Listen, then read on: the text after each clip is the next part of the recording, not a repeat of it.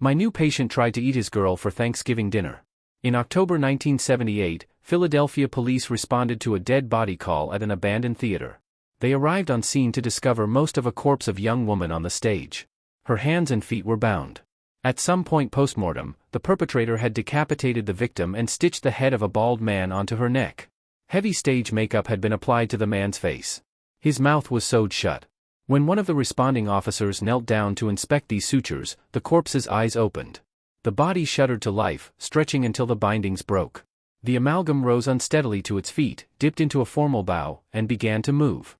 The braver of the two officers grabbed the corpse, believing it to be a hoax of some kind. He grabbed it by the throat with such force that he tore the sutures attaching the man's head to the woman's neck. Now only partially attached, the head flopped to the side. The officer recoiled, and the corpse continued to move as though nothing had happened. At this point, someone yelled, "Stop it! You're interrupting him." The speaker was a young girl of approximately 10 years old, sitting at the highest point in the auditorium, a crumbling balcony with no visible point of egress.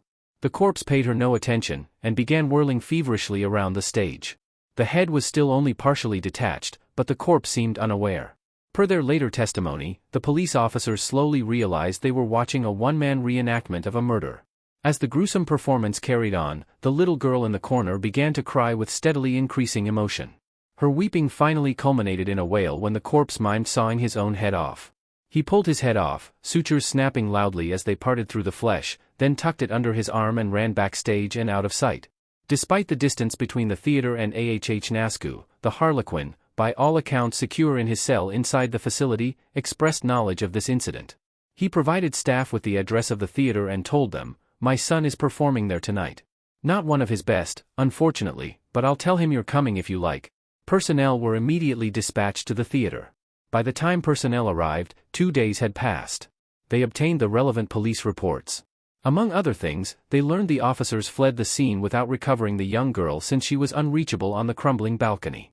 Although the officers returned with reinforcements, the dancing corpse was nowhere to be found. Neither was the child. But when agency personnel entered the theater during their investigation, both the girl and the dancing corpse were back inside. Personnel quickly realized they had arrived toward the end of the performance. The child was sobbing so loudly that she inadvertently masked the sounds of their entry. They concealed themselves accordingly, taking refuge in a small alcove near the back of the auditorium, and watched as the corpse, which, in keeping with the police reports was a woman's body with a man's head sewn on, continued to dance. Shortly after their arrival, the corpse completed its performance and retreated backstage. Approximately 2 minutes later, a man with a face identical to that of the head sewn onto the woman's corpse returned on stage, visibly weeping. In his arms was the woman's corpse, now headless. Chest heaving silently, he gave a deep bow. As agents watched, the crying child bolted on stage and hugged the man, at which point the agents made themselves known. The man vanished backstage. When agents attempted to follow, the child interfered. By the time she was restrained, the man was nowhere to be found. Resigned, they returned to interrogate the girl, who was still standing on stage. She refused to provide her name, but was willing to answer other questions. When asked what the corpse had been doing, the girl answered, "He's showing me what Randall did." When asked if the entity was Randall, she shook her head. When asked who the man was, she said, "Pantomime. He taught me how to act." Finally, when asked why Pantomime would show her such a terrible thing, she said, "Because he's sorry." She refused to provide any additional information. When the agents attempted to take her into custody, Pantomime reappeared and attacked them with catastrophic results, allowing her to escape. Once she was no longer on site, Pantomime transformed. He became docile and even expressed regret in a nonverbal manner for the injuries he inflicted on the agents. He then waited obediently for additional personnel to arrive, and came into agency custody without further incident. When asked why, he wrote a simple answer. "Because my father can't get me if I go with you." Investigation post-arrest showed that Pantomime's stomach contained partially digested bone matter and meat from a human victim. When agency personnel removed his mouth sutures, they discovered that his tongue was missing. Experimentation shows that Pantomime is able to remove and reattach his head and limbs at will. He is able to attach his head and limbs onto dead bodies. Pantomime maintains control over any limb attached to another individual. For example, if his head is attached to someone else, he has complete control over that body until decomposition compromises the structures. Additionally, Pantomime has the ability to project mental images and fantasies into reality for limited amounts of time. He can only do this after consuming human brain tissue. Pantomime's most frequently projected scenes consist of himself and a young woman. Nothing of note ever happens in these scenes. Pantomime's tongue has been observed to reappear and disappear in apparently random fashion. It should be noted that on November 26, 2024, Pantomime's tongue reappeared and he asked to speak to Commander R. Wingeride. Pantomime disclosed largely nonspecific knowledge of a plot between the Harlequin and unknown agency personnel. This disclosure, combined with the return of Pantomime's ability to speak, prompted administration to schedule an interview with the agency's specialized interviewer with the goal of obtaining additional details about this plot. It should be noted that Pantomime rarely speaks. Nevertheless, he can write and does so extensively with little prompting. The caveats with Pantomime's writing are as follows.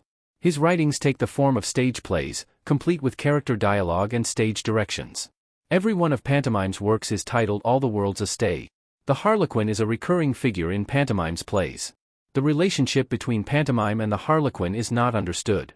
Pantomime consistently refuses to elaborate. The Harlequin describes their relationship thus: "My son sang most beautifully in my city bright." Pantomime's many plays are primarily a variation on a theme. They follow the life of Pantomime as he forms a friendship with a young woman named Sarita. The plays are always told through Sarita's perspective. Sarita is a poverty-stricken woman who is bullied mercilessly both at home and at work. Sarita's childhood dream is to be an actress, although she knows it will never happen due to her unattractiveness and her lack of talent. But the dream doesn't die. As stated in one of the most notable lines of the play, this dream burns on in defiance of reality. One day, Sarita finds an abandoned theater. She begins to spend her free time there, twirling around on stage and acting out scenes in private, far from critical eyes.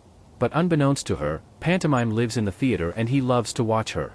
One day, she catches him spying on her. Rather than running away, she chases him through the theater until she corners him backstage.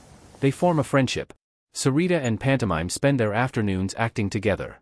Something strange happens when they're on stage. Sarita changes, becoming more beautiful, and the scenes they act out start to become real. She describes it as an enchantment, a real-life fantasy world that evaporates at the curtain call. What Sarita doesn't know is that Pantomime lives in the theater because it is used as a dumping ground by a killer. The stream of bodies provides Pantomime with a steady supply of human bones and human brains through which he derives the energy required to briefly project his and Sarita's scenes into reality. One day, Sarita's friend Debbie disappears. Sarita goes to Pantomime's theater, bursting inside just in time to see Pantomime biting into Debbie's head. Sarita believes Pantomime is the killer and runs away, never to return. After her departure, Pantomime cries silently until the Harlequin appears. Note, alone of the characters in Pantomime's plays, the Harlequin speaks in iambic pentameter. In his writings, Pantomime's iambic pentameter is flawless. The Harlequin also speaks in iambic pentameter in the interview transcribed below. However, the interviewer noted multiple flaws in either meter or stressed syllables in the Harlequin's iambic pentameter as verbally related by Pantomime. Whether this is relevant is not known. The Harlequin asks, "Remember how you sang so beautifully for gods and monsters in my bright city?" Pantomime only weeps. The Harlequin tells Pantomime that he'll take him back to the city bright if he doesn't find Sarita and consume her head.